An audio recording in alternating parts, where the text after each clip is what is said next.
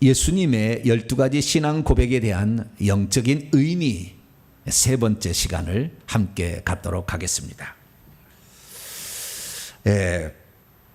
예수께서 누구신가라는 것은 매우 큰 주제이죠.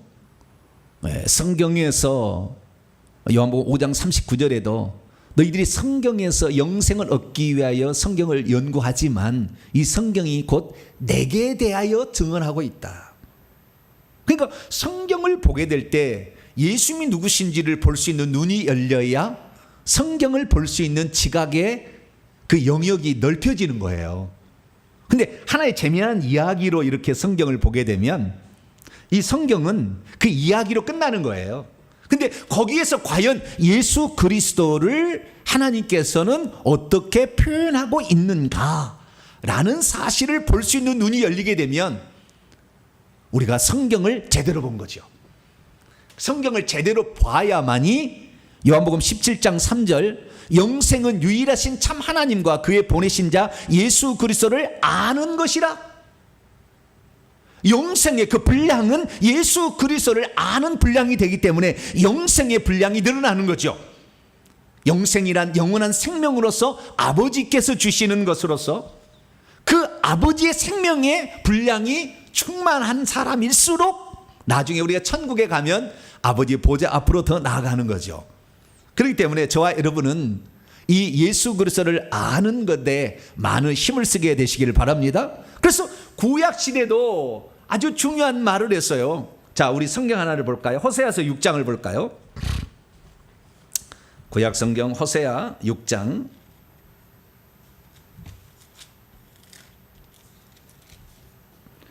호세아서 6장 3절입니다. 3절 시작.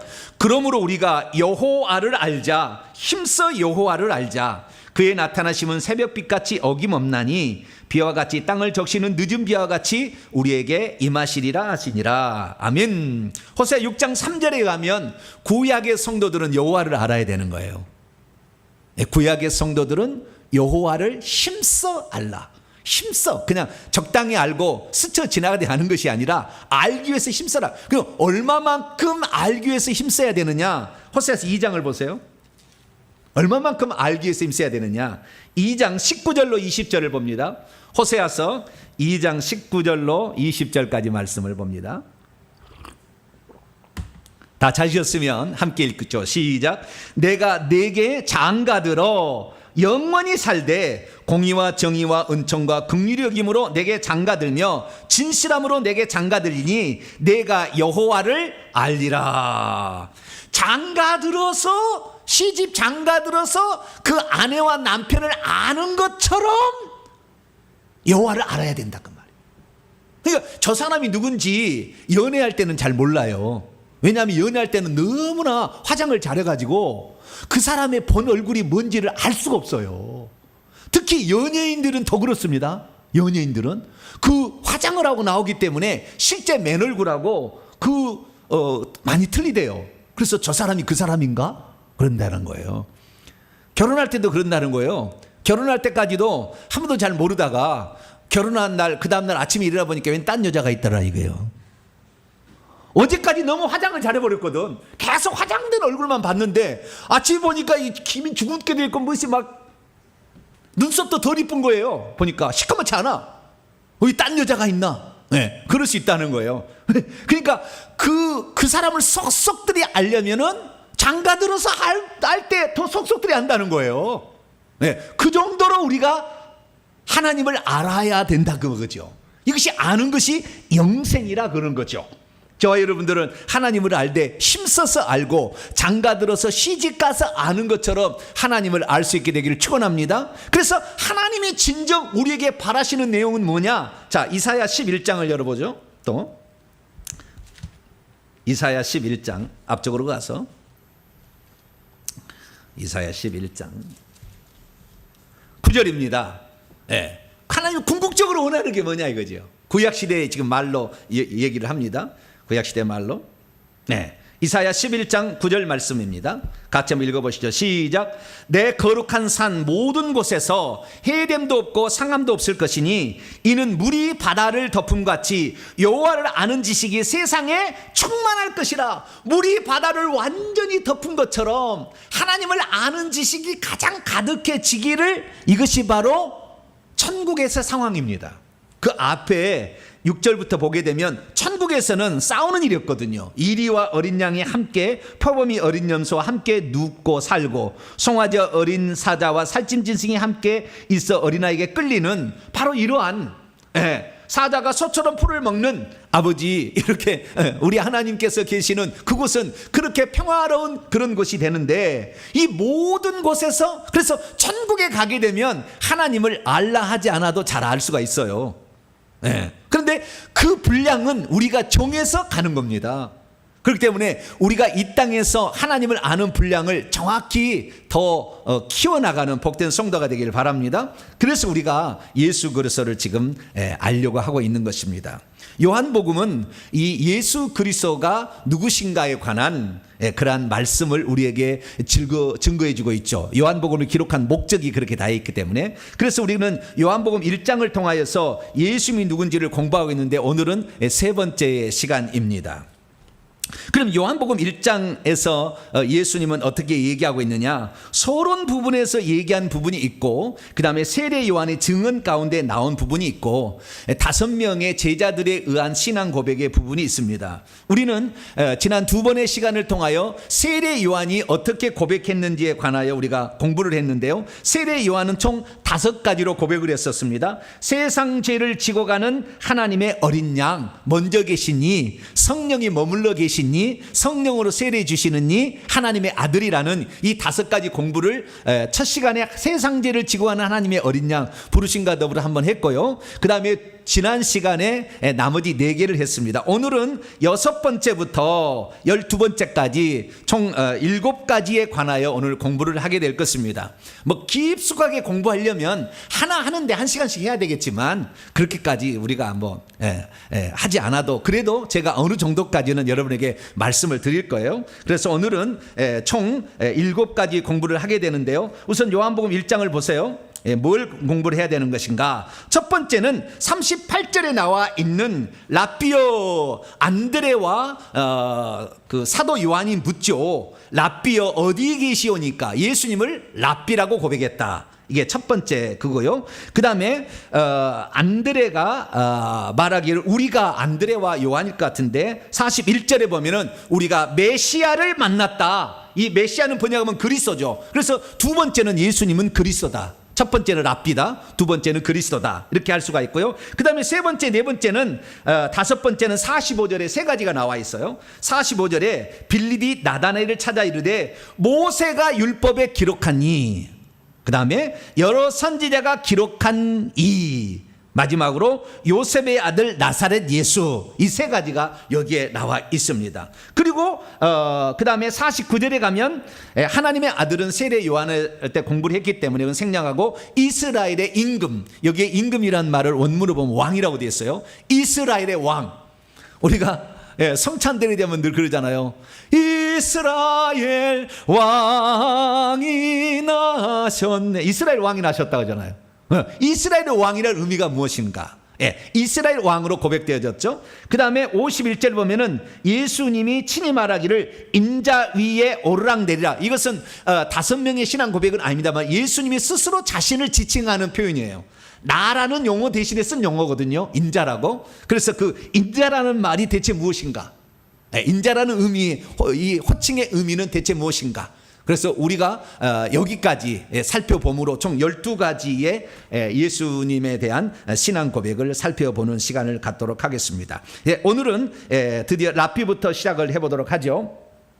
자, 랍비라는 말은 히브리어입니다. 히브리어. 랍비. 원래는 라보니 또 이렇게 얘기하기도 하죠. 랍비라는 말은 나의 선생님이란 뜻입니다. 나의 선생님 이라는 뜻이에요. 근데 이것이 하도 자주 부르다 보니까 이제 그 로마에서도 그러잖아요. 자기 그 종들이 주인을 부를 때 마이 로드 항상 그러잖아요. 마이 로드 말씀하세요.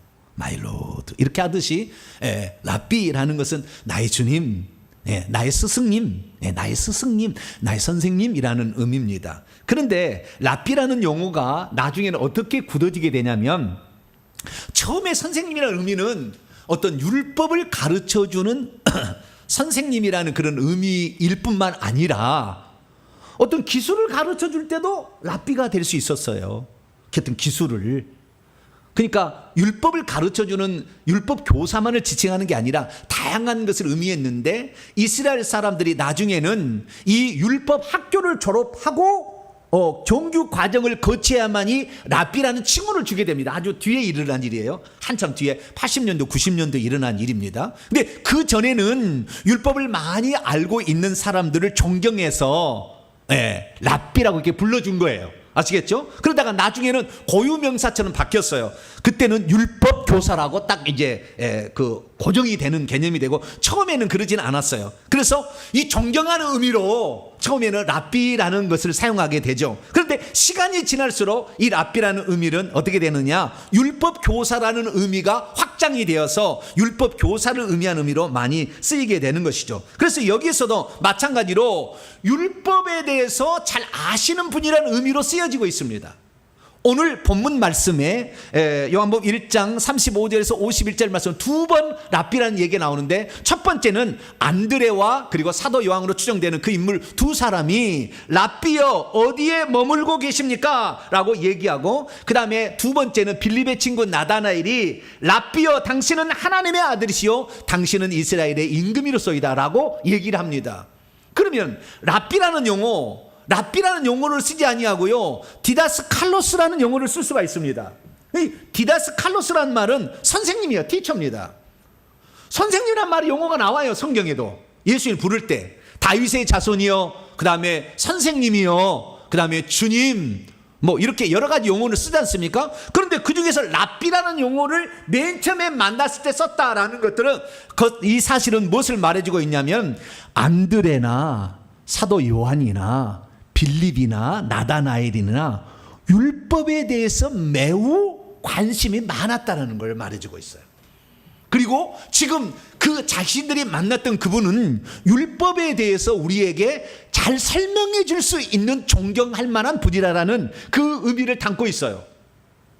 그러니까 예수님을 그들이 맨 처음에 찾아올 때 어떻게 찾아왔냐면 기적을 일으키는 이렇게 찾아온 게 아니고 예수를 맨 처음에 찾아올 때 귀신을 쫓아내느니 이렇게 찾아온 게 아니고 처음에 나에게 율법의 본래적 의미를 잘 가르쳐 줄 수 있는 그리고 율법에 기록되어 있는 혹시 메시아가 아닐까라는 그 율법에 말해주고 있는 그 선생님이 아닐까라는 그 선지자가 아닐까라는 생각을 가지고 찾아와서 얘기를 했다는 거죠.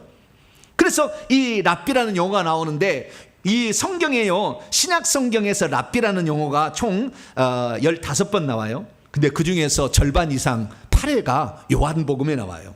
안드레와 이 요한이 1장 38절에서 랍비라고 얘기하고 나다나엘이 1장 49절에 얘기를 하고요. 나중에 공회원이었던 니고데모가 찾아와서도 랍비라고 예수님을 부릅니다. 그래서 요한복음 3장 2절 보면 니고데모가 밤에 예수께 찾아와 랍비여 우리는 당신이 하나님께로부터 오신 선생인 줄 알아이다. 랍비여하고 선생을 다르게 표현하잖아요. 그렇죠? 디다스 칼로스는 선생님이고 랍비는 나의 스승님 이렇게 얘기를 하는 거예요. 그래서 존경하여. 그런데요 니고데모가 어떤 사람이었냐면은 사내들인 공회에 72명이 있었는데 그 중에서 율법을 가르치고 율법을 해석해 주는 최고의 꼭대기 있었다고요. 니고데모가 나중에 배우게 될 겁니다. 요한복음 3장에 가서 배우게 될 텐데 그렇게 율법의 전문가가 예수를 만날 때 랍비라고 불러줬다니까요.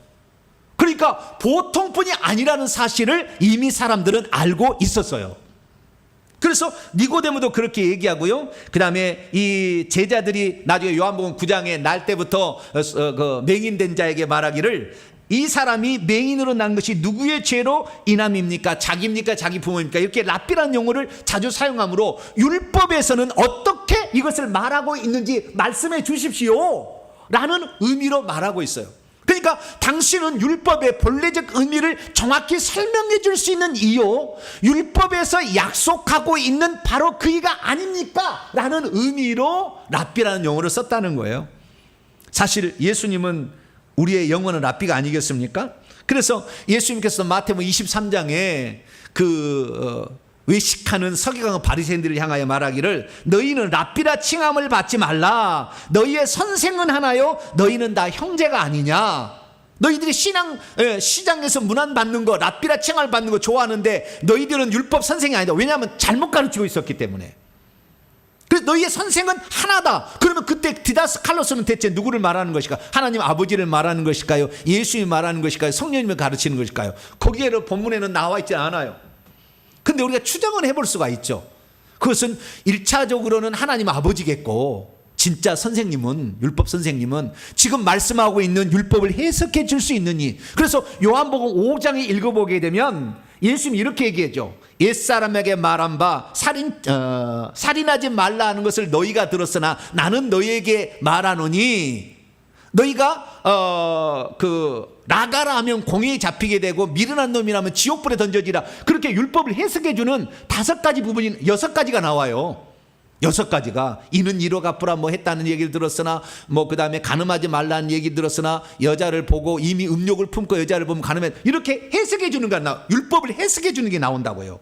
그러니까 예수 그리스도께서는 율법을 완전하게 해석해 주신 의미가 분명했어요. 그렇기 때문에 예수님도 당연히 랍비라고 칭함을 받을 만합니다. 그래서 예수님께서 뭐라고 얘기했냐면, 자 요한복음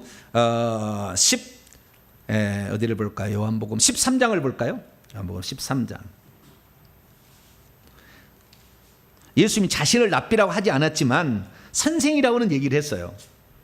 랍비라는 용어는 일종의 상당히 전문 용어니까 그러지 않고, 자 요한복음 13장 13절로 14절, 13절로 14절 볼까요? 시작. 너희가 나를 선생이라 또는 주라 칭하니 너희의 말이 옳도다. 내가 그러하다. 내가 주와 또는 선생이 되어 너희의 발을 씻었으니 너희도 서로 발을 씻어주는 것이 옳으니라. 나중에 막달라 마리아도 예수님 부활할 때 라보니라고 얘기를 하지 않습니까? 그래서 그때 예수님이 아니라고 얘기하지 않으세요. 그러니까 우리에게 율법을 가르쳐 주시는 진실한 이는 예수 그리스도밖에 없어요. 그래서 예수 그리스도께서 율법을 해석해 준 것이 완벽한 해석이다. 그래서 우리는 예수 그리스도께서 율법을 해석해 주는 그 원칙을 따라가야지 서기관과 바리새인들이 해석해 준 걸 따라가면 안 돼요. 그래서 오늘 이 본문 말씀은 누가 바로 랍비냐? 예수 그리스도이심을 우리에게 간접적으로 드러내고 있죠. 그래서 이 랍비라는 용어가 이 요한복음에 등장하는데, 우리들도 예수 그리스도만이 하나님의 말씀을 정확히 해석해 줄 수 있는 유일한 분으로 믿게 되길 축원합니다. 이게 첫 번째, 오늘 6번째 항목이고요. 7번째 항목으로서는 베드로에게 안드레와 그리고 요한이 찾아가서 말하기를 우리가 메시아를 만났다. 41절에 말하는 것인데요, 이방인 독자들을 위하여 그리스도라고 번역을 해주고 있죠. 그래서 요한복음은 이방인들도 듣게 하기 위한 그런 복음서다라고 우리가 확인할 수가 있게 되는데, 여기에 메시아라는 용어가 등장합니다. 메시아라는 말은 한글로 음력을 한 것이고 원래는 마시아흐입니다. 뭐라고요? 마시아흐. 이것이 정확한 발음입니다. 마시아흐인데요, 우리가 마시아흐를 만났다라고 얘기를 하는 겁니다. 그러면은 그들이 마시아흐를 만났다라는 것은 그들이 얼마나 메시아에 대해서 갈급해 있었는지를 우리가 알 수가 있죠. 마시아흐라는 것은 결국에 마지막에 가서는 우리의 구원자 되시는 예수님을 지칭하는 독특한 용어로 굳어지게 됩니다. 그러나 처음 용어는 그런 용어는 아니었어요. 처음 용어는 예수님을 지칭하는 공적 명칭이 마시아흐예요. 메시아, 그리스도. 그래서 그 그리스도, 당신은 그 그리스도시요 살아계신 하나님의 아들입니다 할 때, 그때 그 그리스도라는 말은 하나님이 구약 성경에 장차 인류를 구원시키기 위해서 보내질 자로 예언된 바로 그분을 지칭하는 용어의 총칭입니다. 그래서 공적인 명칭이지만 마시아흐라는 용어는 처음부터 그런 의미는 아니었어요. 그러면 처음부터 어떤 의미였느냐? 기름 부음을 받은 자란 뜻이에요. 마시아흐가 히브리어로 보면은 기름 부음을 받은 자라는 뜻입니다. 그러면 기름 부음을 받은 자라는 뜻은 누가 맨 처음에 썼느냐? 다윗이 썼어요. 다윗이라는 사람이 처음 썼어요. 자, 성경 말씀을 한번 찾아보도록 하죠. 사무엘상 24장을 열어봅니다. 사무엘상 24장. 이게 마시아의 뜻이에요. 6절입니다. 사무엘상 24장 6절. 다윗이 처음 썼어요. 다윗이 처음 쓴 용어예요. 그전에도 기름 부음 받은 자가 있긴 있었어요. 아론도 기름 부음을 받았거든요. 출애굽기 29장 7절에 보면 아론을 기름 부어서 대제장을 세우라 그러거든요. 근데 그때 그 기름 부음 받은 자라는 의미로 마시아라고 쓰지는 않았다 그 말이에요. 다윗이 맨 처음에 쓴 용어입니다. 그럼 뭐라고 썼는가? 자, 24장 6절 읽어봅니다. 시작. 자기의 사람들에 이르되 내가 손을 들어 여호와의 기름 부음 받은 내 줄을 치는 것은 여호와께서 금하시는 것이니 그는 여호와의 기름 부음 받은 자. 여호와의, 그 다음에 히브리를 보면 여호와의 마시아의이기 때문이다 이렇게 되어 있다고요. 여호와의 마시아의이기 때문이다. 여호와라는 말도 헬라 보면은 아하야흐의 마시아흐다 이렇게 돼 있다는 말이에요. 정확히 얘기하자면 기름 부음을 받은 자. 그래서 누가 기름 부음을 받았느냐? 사울을 하나님께서 기름 부어 왕이라는 직책을 처음 세우잖아요. 그렇게 세우라고 했지 않습니까? 자, 사무엘상 9장을 앞으로 넘어가 봐요. 사무엘상 9장 16절을 봅니다. 네, 사무엘상 9장 16절 시작. 내일 이맘때 내가 베냐민 땅에서 한 사람을 내게로 보내리니 너는 그에게 기름을 부어 내 백성 이스라엘의 지도자라는 것은 나기든데요, 대장 캡틴이란 말이거든요. 지도자로 삼으라. 그가 내 백성을 블레셋 사람의 손에서 구원하리라. 그래서 마시아의 마지막은 구원자예요. 구원자가 돼야 되는 거예요. 마시아가 되려면, 마시아가 그리스도가 구원하지 못한다고 한다면 그냥 선지자로 끝나는 거예요. 그냥 왕으로 끝나는 것이지 그게 아니라는 거예요. 그래서 구원자라는 의미로, 종국적인 의미로 써서 유일하게 예수 그리스도를 지칭하는 용어로 썼지만 처음에는 하나님이 기름을 부었다는 거예요. 10장 1절을 보세요. 사무엘상 10장 1절. 이에 사무엘이 기름병을 가져다가 사울의 머리에 붓고 입맞추며 이르되 여호와께서 내게 기름을 부으사 그의 기업의 지도자로 삼지 아니하였느냐. 총 지도자 대장으로 삼지 않았느냐 이렇게 얘기하지 않습니까? 그래서 최초로 그 용어를 사용한 사람은 누구였느냐? 그게 바로 다윗이었다. 다윗. 그래서 다윗은 하나님께서 기름을 부어서 어떤 직책을 주신다라는 거예요. 그래서 기름 부음을 받은 자의 최초의 직분은 기름 부음 받은 자라는 의미의 처음에 쓴 의미는 왕이라는 겁니다. 왕. 그래서 예수님께서 마태복음 2장에 보면은 동방박사가 오니까 유대인의 왕으로 나시니가 어디 계시뇨라고 찾아오지 않습니까? 그랬더니 그리스도가 어디서 나겠느뇨? 근데 자기가 왕인데 또 왕이 태어난다니까 죽이려고 대지상과 서기관에게 물어보지 않습니까? 그랬더니 베들레헴 에브라다에서 태어난다 이렇게 얘기했다. 그래서 베들레헴에 사람을 보내서 죽이려고 하잖아요. 그때 왕이라는 의미를 다 알고 있었던 거예요. 이 그리스도라는 말의 의미는, 왜? 다윗이 그 용어를 처음으로 썼는데 이 사울왕이었기 때문에 그 기름 부음 받은 자를 내가 없이 할 수는 없다. 하나님이 죽이시든 그렇게 하는 것이지 내가 선달죄는 아니다 라고 얘기를 했다는 것이고, 두 번째로 기름을 부음 받은 사람이 다윗입니다. 다윗. 그리고 그 다음에 아들을 솔로몬도 기름 부음을 기원해서 기름을 받고 계속 기름 부음을 받아서 왕으로 세워져요. 그래서 왕이라는 직책, 어떤 공적인 사역을 진행하는데 이스라엘 백성을 저 주변의 나라로부터 구출해낼 자, 그런 의미로서 마시아의라는 용어를 썼다는 거예요. 그래서 그 마시아의가 장차 이 우리를 구원하러 오실, 그래서 철장번세로 악한 자를 멸하실 예수 그리스도라는 것을 시편 2편에 예언을 해놔요. 자, 시편 2편을 열어봅니다. 다윗이 쓴 거예요.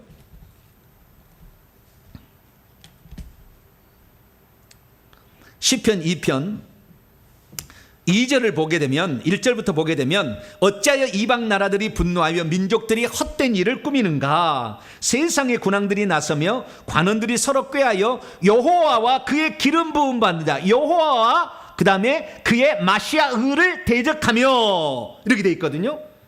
이때 여호와와 그의 기름 부은 자는 다윗을 지칭하는 거예요. 다윗을.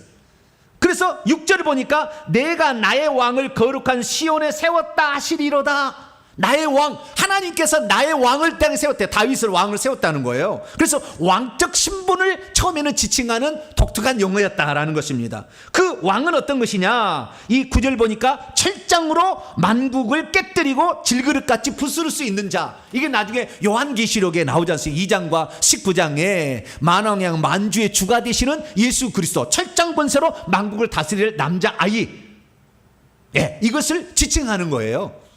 그래서 처음에 메시아라는 것은 기름 부음을 받아서 왕으로서 그 자기에게 속한 백성을 구출해내는 자라는 의미로서 처음에 쓰였다는 것입니다. 이것이 나중에는 한 번은 엘리야가 열왕기상 19장 16절 보면 엘리야가 엘리사에게 기름을 부어요. 또 뭐 하사엘과 예후에도 기름 부어서 왕이 되게 하지만 한 번은 선지자에게 기름 부은 것이 딱 한 번 나오고요. 그 다음에 아론의 머리에 출애굽기 29장 7절에 아론의 머리에 기름 부어서 대제사장을 세울 때 또 기름을 부었다는 부분이 나옵니다. 그래서 우리가 오늘날 알고 있기는 기름 부음을 받은 자는 왕의 직책과 선지자의 직책과 제사장의 직책을 수행한다라고 얘기를 하지만 거의 99.9%는 왕직을 수행하는 거예요. 왕직을. 그래서 나다나엘의 신앙 고백 우리가 11번째 보게 됩니다. 자, 요한복음 1장 다시 봅니다. 이것이 그래서 나온 거예요. 그가 왜 이렇게 나왔느냐.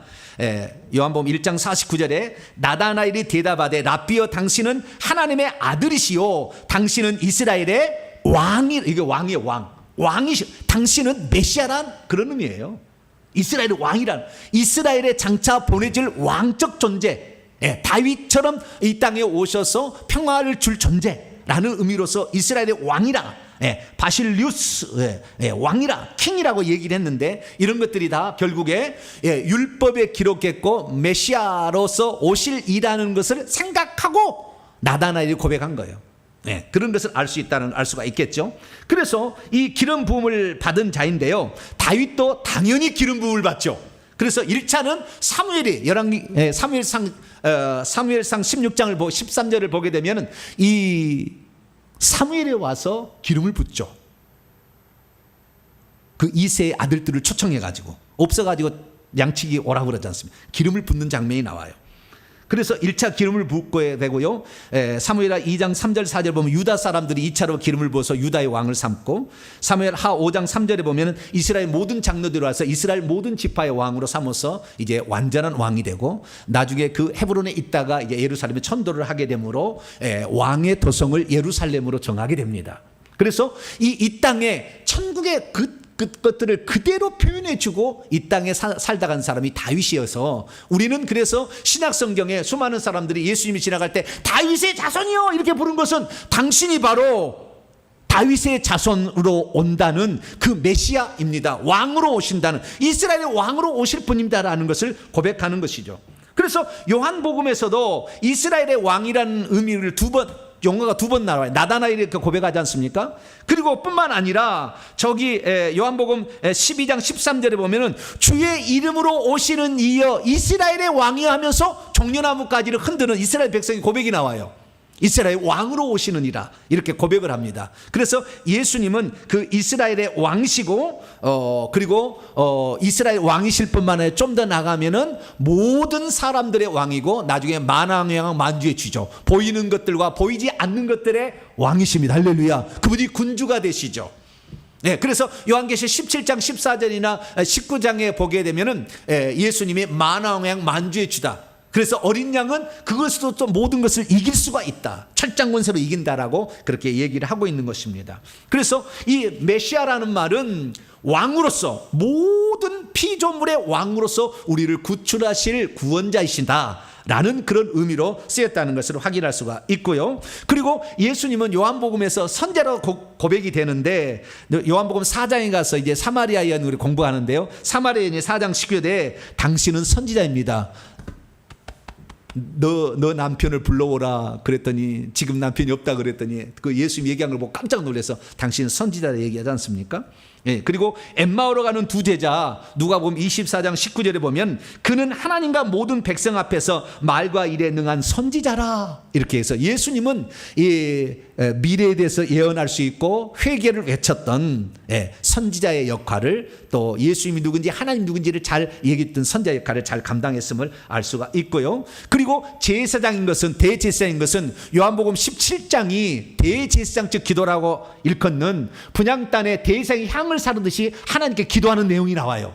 요한복음 17장 어마어마한 장이거든요. 나중에 그거 공부하겠습니다. 그래서 요한복음 17장에 예수님은 대제사장으로 나와요. 그래서 우리는 요한복음에서도 왕이요 선지자요 대제사장이신 예수 그리스도를 발견하게 되는데 그래서 기름 부음을 받고 공적인 업무를 수행하는 자로서 모든 인류를 구출하는 자를 지칭하는 총칭이 그리스도다 라고 우리는 정리할 수가 있고요. 특별히 여기에서 기름은 구약엔 예표였습니다. 감람류 또는 관유를 부어요. 대지상은 관유를 붓고 그 다음에 그 왕을 셀 때는 감람류를 붓게 됐는데 그런데 이것은 이사야 61장이나 42장을 보게 되면 주의 성령이 내게 내리셨으니 그 주의 성령이 그래서 기름 붓듯 하셨음에 그래서 사도행전 10장 38절에도 베드로가 하나님이 나사렛 예수에게 성령을 기름 붓듯 하셨음에 그래서 성령의 기름 부음을 받은 것으로 얘기를 합니다. 그래서 성령의 기름 부음이 언제냐? 예수님은 모태로부터 성령의 충만함을 받았지만 세례 요한에게 세례를 받을 때 성령이 비둘기같이 내렸잖아요. 보이는 형태로. 그래서 예수님이 세례를 받으실 때에 성령을 기름 붓듯 하나님이 부으셨습니다. 그래서 그때부터 마시아의 공적 임무를 수행하시는 거예요. 그러니까 세례 요한이 일종의 선지자로서 예수님에게 기름을 부었다 이렇게 말할 수 있는 거예요. 영적으로 표현하면. 그래서 예수 그리스도께서는 그전에는 그리스도의 공적 직무를 수행하지 않았어요. 원래 그리스도였겠지만 수행하지 않고 있다가 30살쯤에 비로소 세례 요한에게 세례를 받으시고 공적 임무를 수행하십니다. 그래서 갇혀있는 모든 자를 다 구출해내는 일을 감당하시죠. 그러니까 우리가 오늘도 예수 그리스도를 믿게 되면은 갇힌 자로부터 노임을 받게 되는 줄 믿으시기 바랍니다. 귀신에게 속박에서 벗어날 수 있고 질병의 노예에서 벗어날 수 있다는 것이죠. 그래서 그분을 주님 나의 그리스도신 나의 마시아이시여 나를 모든 갇힘에서 나를 놓아 주시옵소서. 주의 은혜의 해를 나에게 비추사 자유와 해방을 주시옵소서. 이렇게 기도하게 되면 하나님께서 우리 기도를 들으실 줄로 믿습니다. 그리고 그 다음에 이제 1장 45절에 나와 있는 세 가지 표현을 배우도록 하죠. 8번째, 9번째, 그것을 10번째까지 나사렛 사람이라까지 세 가지를 배웁니다. 첫 번째는 율법에 기록된 입니다. 45절 빌립이 나다나엘을 찾아 이르되 모세가 율법에 기록하였고 여러 선지자가 기록한 그의 를 우리가 만났으니 요셉 아들 나사렛. 여기 세 가지가 나옵니다. 첫째, 모세가 율법에 기록하니. 이게 창세기, 출애굽기, 레위기, 민수기, 신명기에 모세가 기록했던 일을 만났다고 빌립이 공부를 많이 했어요. 빌립이 좀 서양물을 먹었어요. 이름도 서양식 이름이에요.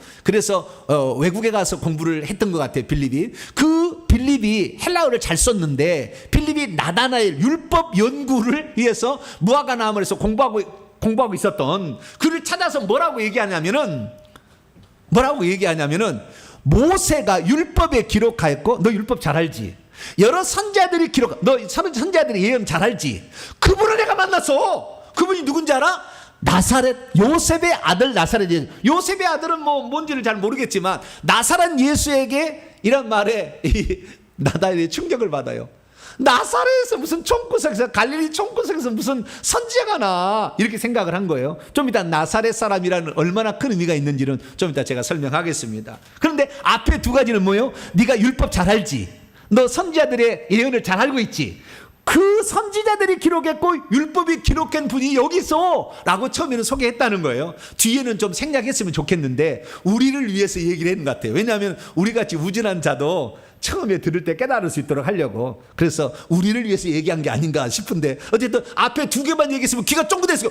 그래? 그분이 어디 계신데? 이렇게 얘기했었는데 뒤에서 요셉의 아들 나사렛, 에이 나사렛은 무슨 선한 것이나, 이제 이렇게 얘기해 본 거예요. 근데 그것은 엄청나게 큰 뜻이 있어요. 좀 이따 제가 설명하겠습니다. 자, 그럼 먼저 율법에 기록되니라고 얘기한, 율법에 이 그리스도 예수님은 뭐라고 기록되어 있을까요? 그건 뭐 엄청나게 많은 가 있는데요. 제가 창출 레민신에서 나와 있는 것 중에서 간단하게만 제가 얘기를 하겠습니다. 창세기 보면은 창세기 3장 15절에 여자의 씨로 온다고 그랬다고요. 여자가, 처녀, 여자의 씨로, 여자가 낳는다. 마리아가 낳는 거예요, 메시아를. 요셉이 낳은 게 아니고. 여자의 씨로 온다 이렇게 했고요. 두 번째 창세기 22장 17, 18절 보면은 아브라함의 씨로 온다고 그랬어요. 그래서 아브라함의 씨는 대적의 성문을 차지하고 천한 만민이 복을 받게 한다고 그랬어요. 그래서 아브라함의 씨로 온다겠지만, 이 요한복음 창세기 18장 10절과 14절 보면은 여호와께서 이 아브라함과 그 다음에 사라에게 말하기를 내가 내게로 다시 오리니 내 아내 사라에게 아들이 있으리라. 그래서 그때 여호와께서 아들로 오실 분이라고 예언되어 있다고요. 이것이 요한복음 8장 24절 28절 58절에 그 아브라함이 말했던 내가 아들로 온다는, 그래서 나는 나니라, 에고 에임이라는 용어를 그때 사용하죠. 8장에 더 자세히 또 배우도록 하겠습니다. 그래서 하나님께서 아들로 오신다라는 것을 창세기에서 예언했던 바로 그분이라는 거예요.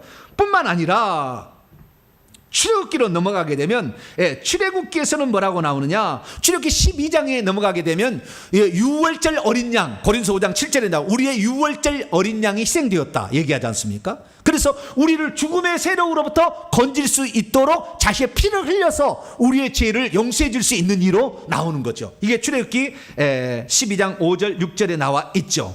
뿐만 아니라 그분은 누구냐, 출애굽기 16장이 넘어가게 되면 광야의 만나예요. 뭐라고요? 광야에 내리는 만나. 그러니까 예수님께서 요한복음 6장에 이렇게 얘기하죠. 자, 요한복음 6장 열어봅시다. 나중에 요한복음부터 6장 공부합니다. 요한복음 6장 48절에서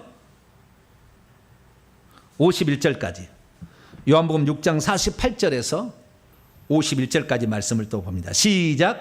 내가 곧 생명의 떡이니라. 너희 조상들은 광야에서 만나를 먹었어도 죽었거니와 이는 하늘에서 내려온 떡이니 이것은 사람으로 하여금 먹고 죽지 아니하게 하려는 것이니라. 나는 하늘에서 내려온 살아있는 떡이니 사람이 이 떡을 먹으면 영생하리라. 내가 줄 떡은 곧 세상을 위한 내 살이니라 하시니라.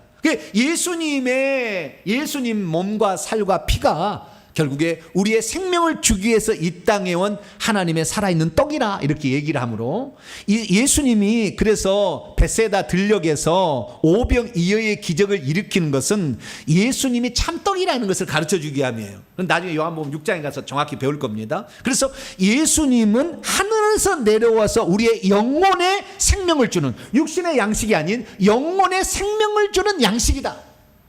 예수 그리스도의 그 말씀을 의미하는 겁니다. 결국에 예수님이 말씀이고 그 말씀이 육신이 되신 분이기 때문에 말씀인 거예요. 그 말씀을 믿을 때 이 영생의 말씀이 계심에 우리가 어디로 가오리까 하듯이 그 예수 그리스도의 말씀을 우리가 영생으로 취하게 되는데, 그 예수님이 바로 생명의 떡이라는 것이 바로 구약의 출애굽기 16장의 만나로, 이것이 무엇이냐, 까치 같기도 하고 하얗게 생긴 그 아침에 이슬 내릴 때 내린 거, 그것을 말해주고 있는 것이죠. 뿐만 아니라 이 출애굽기에 보게 되면 성막을 짓게 되는데 그 성막의 대제사장, 대제사장, 기름 부음을 받은 그 대제사장, 그것이 요한복음 17장에 이제 기도로 나오죠. 그래서 성막의 대제사장도 그렇게 나오고요. 뿐만 아니라 이제 신명기에 넘어가게 되면, 레위기로 넘어가게 되면, 창세기 출애굽기 레위기로 넘어가게 되면 레위기 16장에 보면 속죄일 제사가 나오는데 그 속죄일 제사 때 아사셀 양이 나와요. 아사셀 양. 그래서 우리의 짐을, 안수를 받고 짐을 대신 지고 성 밖에 가서 죽는 아사셀 양, 바로 그 레위기에서는 아사셀 양이라고 그렇게 나오고 있고요. 그 다음에 창조 레위기 민수기 21장을 읽어보게 되면 노뱀으로 나와요. 이스라엘 민족이 원망하다가 불뱀으로 물려 죽게 될 때에 그때 그때에 이 하나님이 노뱀을 장대에 높이 달게 되면 그걸 쳐다본 적 살리라고 그랬거든요. 자, 요한복음 3장 봅니다. 니고데모의 대화에서 가르쳐 줍니다. 14절 15절입니다. 요한복음 3장 14절 15절 시작. 모세가 광야에서 뱀을 든 것 같이 인자도 들려야 하리니 이는 그를 믿는 자마다 영생을 얻게 하려 하심이라. 여기 보면은 모세가 광야에서 뱀을 든 것처럼 내가 노뱀으로 왔다. 예, 나는 독은 없어. 노뱀이야, 불뱀이 아니고. 그러나 그 죄의 형상을 내가 뒤집어 써서 죄를 내가 뒤집어 썼기 때문에 노뱀의 형상을 입었지만 그러나 나는 죄는 없다. 예, 그러나 이 노뱀을 쳐다보자 십자가에 못 박혀 죽으신 예수 그리스도를 믿는 자마다 영생을 얻게 된다. 죽지 아니하고 이 살아날 수 있다. 그래서 그때 당시에 노뱀을 쳐다본다고 살 수가 있겠느냐고, 예, 그렇게 콧방귀 팡팡 쳤던 사람 다 죽었고 그 장대에 높이 매달린 그 노뱀을 쳐다본 사람은 살았어요. 그럼 마찬가지로 나를 근다. 이 세상에서 예수 그리스도를 안 믿는 사람 꽉 차요. 예수를 믿으면 영생을 얻습니다. 예수 그리스도를 믿으면 죄사함을 받습니다. 예수 그리스도를 믿으면 귀신의 노예에서 해방됩니다. 쓸데없는 소리 자빠졌네. 무당 찾아가야지. 이렇게 얘기한다 그 말이에요.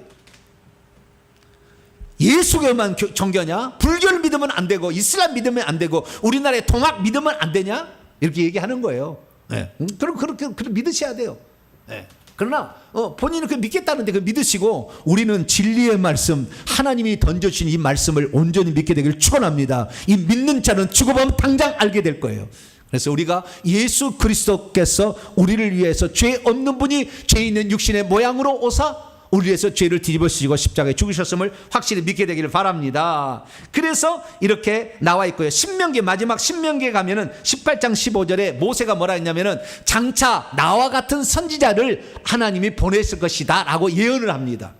그래서 예수님을 모세와 같이 하나님의 계시의 말씀을 증언해 줄 자로서 얘기해 주고 있어요. 그래서 이게 율법에 기록된 이 그렇게 얘기를 한 거예요. 그런데 율법에 기록된 이 일을 지금 방금 얘기한 이런 한 10가지 얘기했는데요. 이런 10가지를 그러면 나다라일이 예수님에게 예수님 당신이 노뱀입니까? 당신이 6월절 어린 양이에요? 당신이 여자이십니까? 이렇게 물어봤어요? 안 물어봤어요. 근데 한 번으로 딱 알아버려요. 나다나엘은 한 번으로 딱 예수님과 대화를 한 번 딱 하면서 딱 알아버립니다. 네, 다른 걸 다 가르치지 않아도 돼요. 왜 그런 줄 아세요? 하나님께서 만세전에 주의 종으로 삼아서 쓰려고 하는 사람은 하나만 가르쳐도 불이 딱 들어와 버려요. 다 알아져 버려요. 그냥 싹 알아져 버리는 거예요. 순간에 싹 알아져 버리는 겁니다. 여러분이 진리의 말씀을 듣기를 사모하면 제가 이렇게 한마디만 얘기해도요 성경이 딱 꿰뚫어져요. 할렐루야. 알아지는 거예요.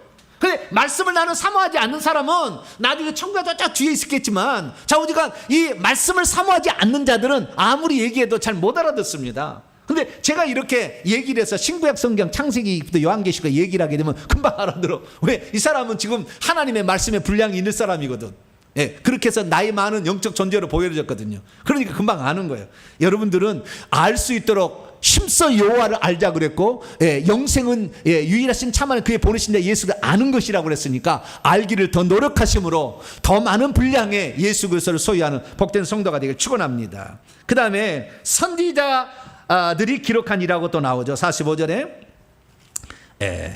나다나엘에게 빌립이 소개하는 메시아는 누구였느냐? 선지자들이 기록한 이였다. 9번째 상황입니다. 선지자가 뭐라고 기록했냐? 선지자가 엄청 기록했어요. 선지자들이 뭘 기록했느냐? 예수 그리스도의 출생, 예수 그리스도의 출생지, 예수 그리스도의 그 다음에 혈통, 그 다음에 예수 그리스도의 공생애, 예수 그리스도의 십자가의 죽음, 고난과 죽음, 예수 그리스도의 부활, 예수 그리스도의 성천, 예수 그리스도의 재림까지, 보좌 우편에 앉아 재림까지 다 예언해놨어요. 그러니까 그리스도에 관한 모든 예언들이 이 선지자의 기록에 나오는 것입니다. 자, 그분의 출생, 이사야 9장 6절 이는 한 아기가 우리에게 낳고 한 아들을 우리에게 주신 바 된 그의 어깨는 정사름에 그의 이름은 기묘자라 모사라 전능하신 하나님 영존하신 아버지라 평강의 왕이라 할 것임이라. 이사야 7장 14절 보라 처녀가 잉태의 아들을 낳을 거야 그의 이름을 임마누엘이라 하리라. 마태복음 1장 23절에 그것이 이루어졌다고, 이게 이 천사가 이게 이루어진다고 얘기하지 않습니까? 그래서 처녀로서 출생이 이루어질 것이며 아기로서 아들로서 올 것이다. 메시아는 그러나 그는 영존하시는 아버지다, 똑같다, 한 분 하나님이다 라고 얘기를 하고 있다 그 말이에요. 그분이 그래서 그 출생지는 미가서 5장에 베들레헴 에브라다야 니는 유다 족속의 작을지라도 내게서 그 왕이 나올 것이라 이렇게 예언되어 있어요. 그래서 미가서에 보게 되면은 그 출생지도 나와 있어요. 뿐만 아니라 그분이 어디에서 활동을 할 것인가, 공생애를 시작할 때 세례 요한의 안수를 받고 광야에 외치는 자의 소리의 증거를 받을 것이라 이사야 40장에 예언을 했어요. 40장에 예언이 돼 있어요. 그리고 그분은 갈릴리에서 주로 활동할 것이다. 이사야 9장 1절 이하에 그렇게 예언되어 있어요. 그분의 혈통은 아브라함의 씨로 온다. 창세기 22장에 나와 있고요. 사무엘하 7장에 보면은 다윗의 씨로 온다 이렇게 딱 나와 있어요. 뿐만 아니라 이사야 11장 1절 2절 보면 이새의 씨로 온다, 이새의 아들로 온다고 되어 있어요. 그래서 그분의 혈통, 그래서 다윗의 자손 예수라고 하는 것은 그분의 혈통까지도 다 얘기를 해놨어요. 그래서 마태복음 1장은 그 혈통이 어떤 혈통이냐, 다윗이 솔로몬을 낳고 솔로몬이 르호보암을 낳고 이렇게 나가거든요. 왕의 혈통으로 온다. 이렇게 마태복음 1장의 족보고, 누가복음 3장의 족보는 선지자 나단 계열로 온다, 선지자의 후손으로 온다 이렇게 딱 돼 있다고요. 그래서 그의 혈통까지도 다 마태복음 1장과 누가복음 3장 읽어보게 되면 족보상에 다 이렇게 돼 있다고요. 그래서 아브라함과 다윗의 씨, 그래서 마태복음 1장 1절에 아브라함과 다윗의 씨이신 예수, 아브라함이 다윗의 자손이 예수 그리스도의 세계라 이렇게 얘기하지 않습니까? 아브라함과 다윗의 혈통으로 왔다라는 것이 선지자들이 다 예언해 놓은 거 있는 거예요. 뿐만 아니라 그분의 채찍에 맞으시고 그분이 찔리시고, 그가 찔림은 우리의 허물을 인하며 그가 상함은 우리의 죄악을 인하며 그가 채찍에 맞음으로 우리가 나음을 입었도다. 이사야 53장 5절 고난받는 종으로 채찍에 맞고 버림을 당하고 부자의 묘실에까지 묻히실 것이 이사야 53장에 예언되어 있다고요. 그 다음에 성령의 기름 부음을 받고 공생애를 시작한다. 이사야 61장에 그렇게 얘기해 놓지 않았습니까? 그래서 그분은 여호와께서 내게 기름을 부으시니 마음이 상한 자를 고치고 포로된 자의 자유를, 갇힌 자에게 노임을 전파하며 여호와의 은혜의 해를 선포하게 하십니다. 이사야 61장 1절에 3절에 그래서 기름 부음을 받고, 그래서 세례 요한의 기름 받고 공생애도 시작하시고, 그 다음에 고난을 받으시고 죽으시고, 시편에 보게 시편 22편에 보면은 엘리 엘리 라마 사막다니, 하나님 어찌하여 나를 버리시나이까, 수족을 찌른다. 그 다음에 그 수족을 뼈를 꺾지 아니한다. 다 시편에 또 예언되어 있다고요. 그래서 그의 죽음에 관한 모든 가 예언되어 있고, 뿐만 아니라 그분이 죽은 다음에 요나서 1장 17절 보면 물고기 뱃속에서 3일 동안 3일 3야를 있을 것이다. 그래서 마태복음 12장 40절에 내가 보여줄 표적은 하나도 없지만 선자 요나의 표적은 보여줄 수 있다. 요나가 물고기 뱃속에 3일 3야를 있었던 것처럼 나도 땅속에서 3일 3야를 있을 것이다. 그렇게 예언했다고요. 예수 그리스도의 그 죽음 후에 음부의 무덤에 3일 동안 있을 것까지 다 예언되어 있죠. 그리고 예수님이 더 얘기하면은 그 공생애를 하셔 죽으실 때에 스가랴 9장 9절 보면은 나귀를 타고 입성하게 될 것이라 얘기를 했고, 그때 호산나 다윗의 자손이여 예언한다고 시편 128편에 예언되어 있고 다 나와요. 그래서 이 구약의 많은 예언들이 그것을 얘기해주고 있다는 것입니다. 그리고 시편 23편에 여호와는 나의 목자시니, 또 에스겔 34장 15절에도 선한 목자로서 예수님 오실 거야. 이게 요한복음 10장에 나와요.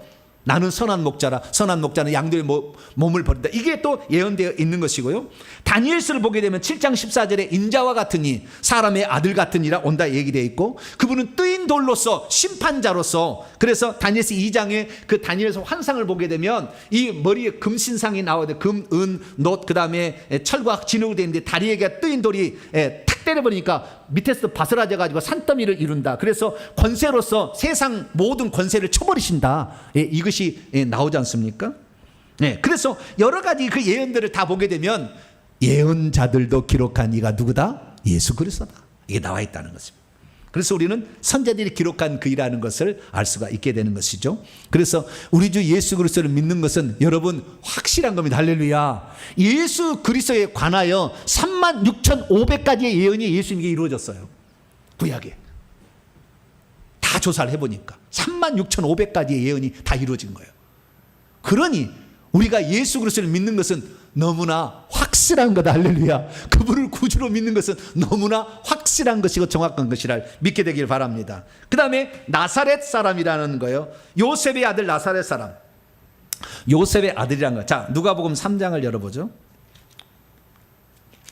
요셉의 아들 나사렛 사람이다. 이 말의 의미를 보죠. 누가복음 3장 23절을 열어봅니다. 읽습니다. 시작. 예수께서 가르치심을 시작할 때에 30세쯤 되시니라. 사람들이 아는 대로는 요셉의 아들이니. 요셉의 위로는 헬리오. 요셉의 아들이다. 사람들이 아는 바예요. 요셉에는 씨를 주지 않았잖아요. 성령께서 들어오셔서 마리아의 태만 빌려서 태어난 거기 때문에, 그래서 요셉의 아들이라는 것은 요셉의 그를 키우게 될 것이다. 그 다음에 혈통적인 족보상의 아버지다라는 그런 의미죠. 그런 의미인데 나사렛 사람이 중요해요. 뭐가 중요하다고요? 나사렛 사람이 중요해요. 왜냐하면 46절 요한복음 1장 46절에 나단이 뭐라고 했냐면, 나사렛에서 무슨 선한 것이 날 수 있겠느냐, 그런 총구석에 뭔 일이 있겠느냐라고 무시를 한다 그 말이에요. 그런데도 와보라 하고 강제로 데려왔더니 예수님께서 저는 참 이스라엘 사람으로서 이 속에 간사한 것이 없다. 나를 아시오? 빌립이 너를 무화과 나무 아래에서 부르러 가기 전부터 내가 너를 보고 있어. 깜짝 놀라는 거잖아요. 당신은 랍비여, 당신은 이스라엘의 하나님의 아들이시오, 당신은 이스라엘의 왕이십니다. 벌써 다 알아봐 버려요. 그냥 예수님의 눈빛을 보면 알아봐 버려요. 그 빌라도가 예수님을 신문할 때요, 예수님 오시라고 그랬어요. 그 빌라도의 고백에 나와요. 예수님이 딱 오지 않습니까? 예수님이 딱 이렇게 오니까요, 빌라도가 그 예수님 눈빛을 봅니다. 오라고 신문하려고 오라고 할 때, 그때 눈빛을 딱 보는 순간 빌라도의 다리가 덜덜덜 떨렸다고 나와요. 모든 것을 꿰뚫어 보는 그 눈을 볼 때 자신이 흔들렸다고 그래요. 그 고백이 나온다니까요. 그러니까 우리가 예수님을 굳이 설명하지 않아도 그분을 딱 만나버리면 그 앞에 무릎을 탁 꿇어버려. 할렐루야. 예수님을 안 만난 사람이 예수님 이러쿵 저러쿵 무슨 서양의 신이고 무슨 종교 창시자고 얘기하지, 예수 한번 만나보세요. 그냥 무릎을 탁 꿇어버려요. 그냥. 여러분들은 그렇게 예수님을 보지 않아도 믿는 자가 복되다. 나중에 요한복음 20장에 나오는데, 보이지 않아도 말씀을 듣는 것으로 말미암아 여러분의 영혼이 예수의 이름에 무릎을 꿇게 되길 축원합니다. 그분이 진짜기 때문에 그러는 거예요. 다 알아버리는 거예요. 저도 예수님을 처음에 예수님을 만났는데 무릎이 팍 꿇어져요. 그냥 팍 꿇어집니다. 쳐다볼 수가 없어. 쳐다볼 수가 없어. 그분은 쳐다볼 수가 없어요. 흰옷을 입고 그 빛나는 옷을 입고 있는데요, 쳐다볼 수가 없어. 그냥 알아버려요. 그냥 말하지 않아도. 우리는 지금 공부를 통해서 알지만, 공부를 통해서도 아시지만 체험을 통해서도 아는 복된 성도가 되길 바랍니다. 그러면 나사렛 사람이라는 것이 무슨 말일까요? 자, 마태복음 2장을 열어봅니다. 마태복음 2장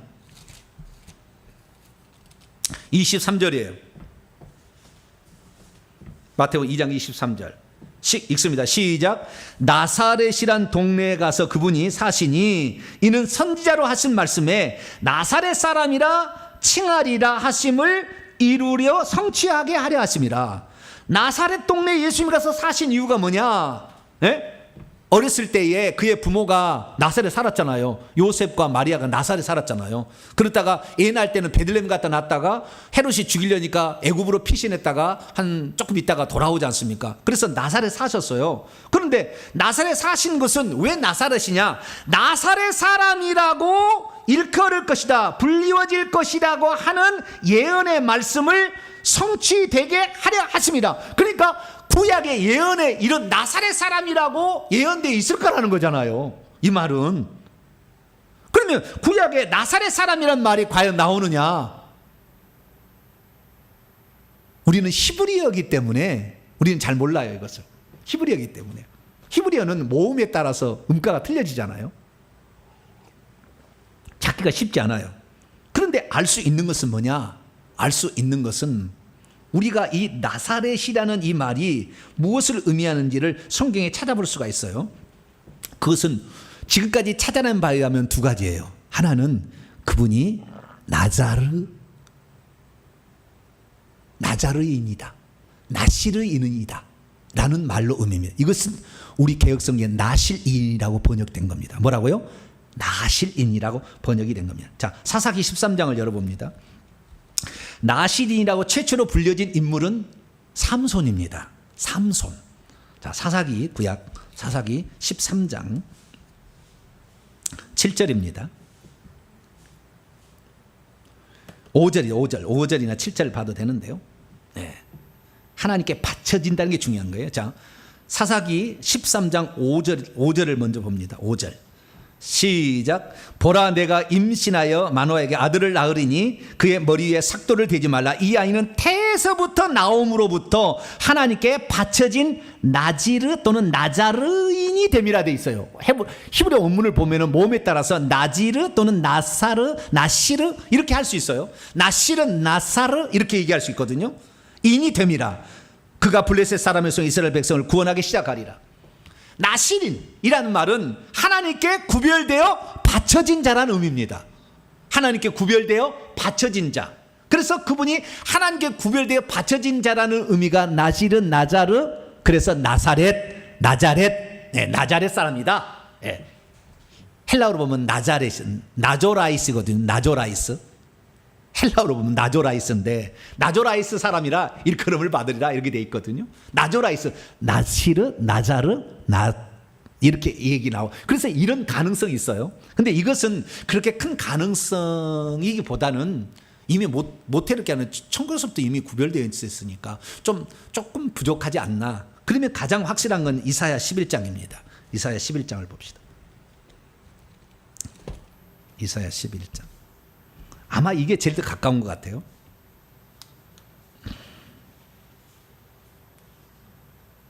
이사야 11장 1절을 보면 이새의 줄기에서 한 싹이 나며 그의 뿌리에서 한 가지가 나서 결실할 것인데 그의 위에 여호와의 영이 강림하시는데 이분이 바로 이새의 줄기, 이새의 씨에서 후손이 나와서 메시아가 나온다라는 예언이거든요. 그런데 여기에 보면은 이새의 줄기가 아니고 원문을 봅니다. 이사야 11장 1절. 이새의 구루터기에서 한 가지가 나서 가지가 날 것이야. 한 가지가 올라올 것이며 그의 뿌리에서 한 싹이 나서 열매를 맺을 거예요. 그러니까 거꾸로 번역되어 있어요. 한글은 지금.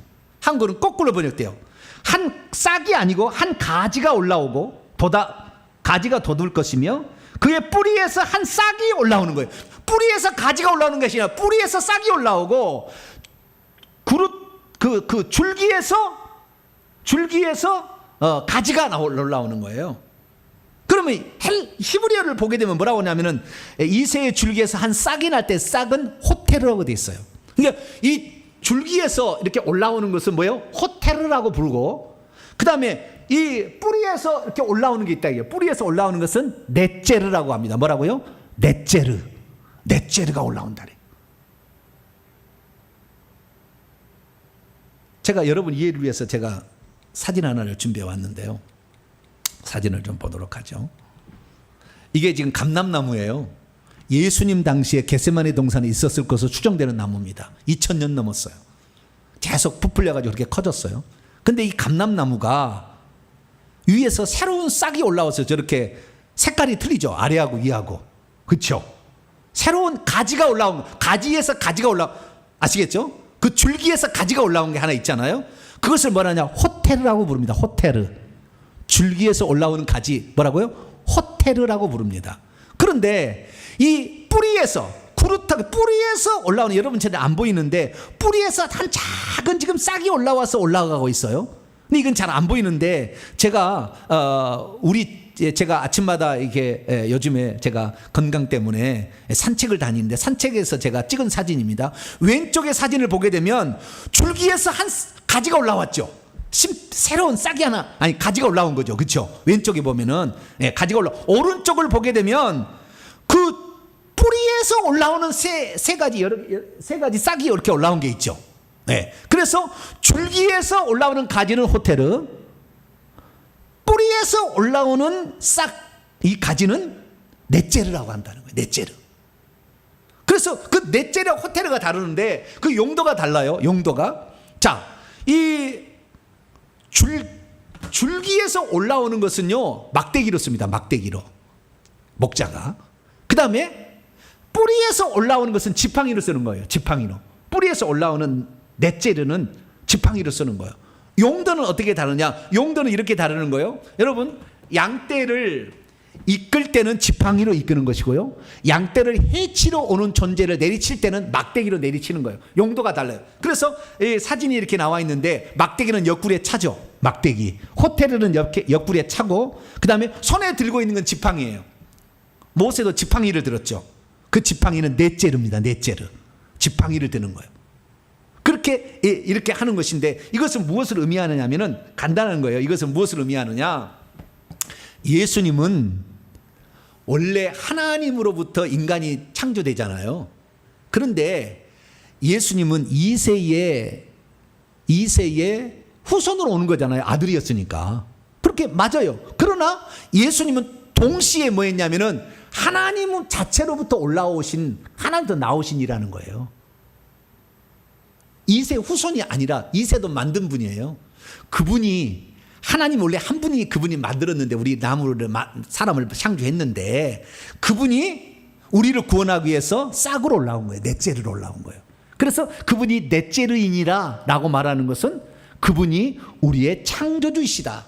그래서 예수님은 다윗의 후손이 아니라 다윗의 뿌리시다 라는 말과 동일하게 의미로 쓰여진다, 그겁니다. 그래서 예수님께서 우리를 위하여 하나님이 사람 되어셔서 오신 분임을 믿으시기 바랍니다.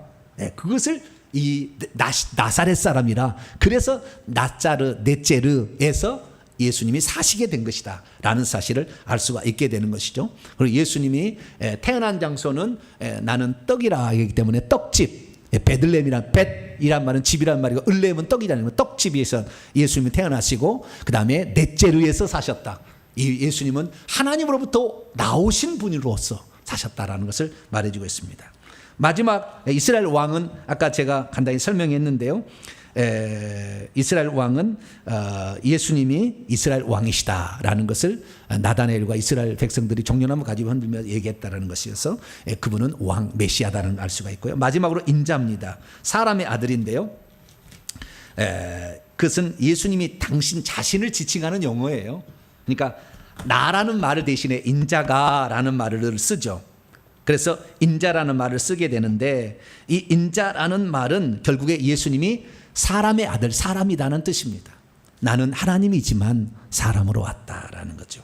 그래서 사람이시기 때문에 그분은 배고프시기도 하시고 눈물도 흘리시고, 때로는 피곤하셔서 요한복음 4장에 읽어보면 사마리아 행로에 고나여 지쳐서 이렇게 그 우물가에 멈춰서 있는 장면이 나오죠. 그래서 예수님은 그런 인성을 지으셨다는 말 의미뿐만 아니라, 인성을 지으셨기 때문에 고난받을 수 있으시고 죽을 수 있었고 다시 살아날 수가 있죠. 그래서 인자라는 용어는 예수님이 사람으로서 고난받고 핍박받고 죽음을 겪는다라는 의미입니다.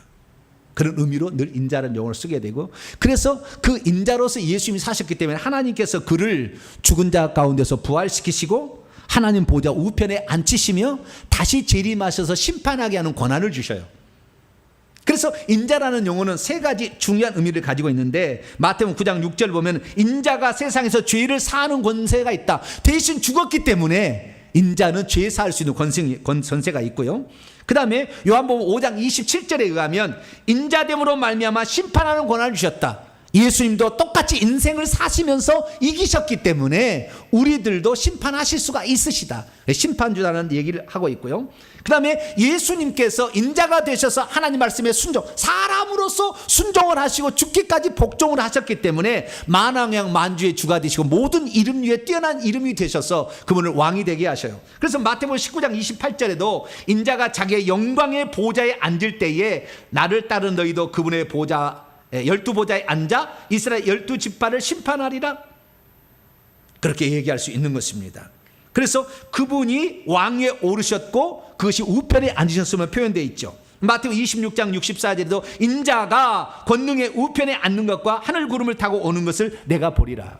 그래서 예수 그리스도께서 하나님이 재림하시는데, 예수님으로 재림하시는 것이 하나님의 재림이신데, 예수님이 인자가 되셔서 하나님 말씀에 순종하시고 복종하시는 것 때문에 높은 이름을 준 거예요. 그러니까 오늘 우리가 천국에 가서 높은 지위를 얻을 수 있는 것은 사람이 되었음에도 불구하고 하나님 말씀에 순종하고 산 것을 축복해 주시는 거예요.